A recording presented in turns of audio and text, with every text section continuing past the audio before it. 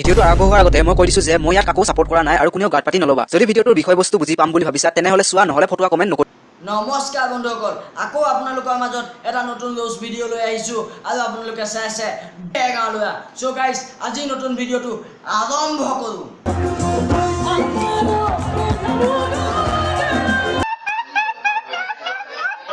So guys, এনেকে বাৰু কোনোবাই নাচেনে? অসমৰ এজন গায়িকা হৈ এনেকৈ নাচে? সো ফ্ৰেণ্ডছ, এই গায়িকাজনীয়ে বিহু মঞ্চত কি ক'লে এবাৰ শুনো আহকচোন। মই হলো নীলঞ্জ ছোৱালী, বুজিছেনে? এনেকে নাচিলে মেখেলা খুলি যাব মোৰ। চালা মক্কেল, তেনেকৈ নাচিবলৈ কৈছেনো কোনে? মই হলো নীলঞ্জ ছোৱালী, বুজিছেনে? এনেকে নাচিলে মেখেলা খুলি যাব মোৰ।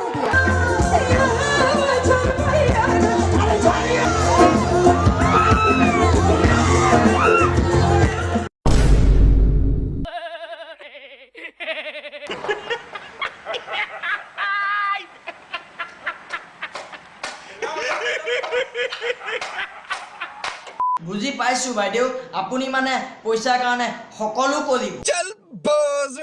চালা কি মক্কেল বে, এইটো ডান্সে নে বাৰু? সঁচাকৈ ফ্ৰেণ্ডছ, এই অসমখন জহনামে গৈ আছে নি? ধ্বংসৰ পথত এই অসমখন গৈ আছে নেকি?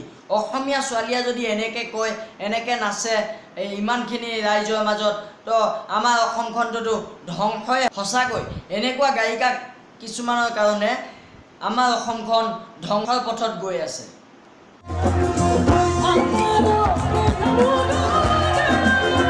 মই হলো নীলঞ্জ ছোৱালী, বুজিছেনে? এনেকে নাচিলে মেখেলা খুলি যাব মোৰ।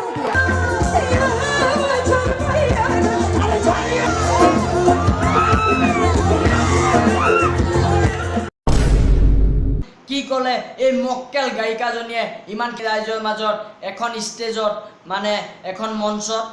মই হলো নীলঞ্জ ছোৱালী, বুজিছেনে? এনেকে নাচিলে মেখেলা খুলি যাব মোৰ। চি চি চি চি, আপোনাৰ অকণো লাজ নালাগিল ইমানখিনি মানুহৰ মাজত এনেকে ক'বলৈ? চালা মক্কেল ছিংগাৰ।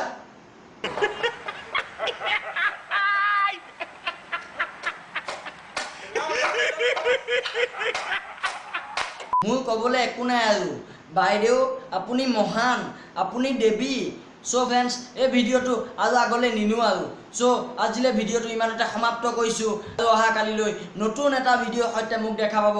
আপোনালোকে সদায় চাই থাকিব ডেগাঁৱলীয়া। চ' ফ্ৰেণ্ডছ, এই ভিডিঅ'টো ভাল লাগিলে লাইক, কমেণ্ট, শ্বেয়াৰ কৰিব। চ' আজিলৈ বাই।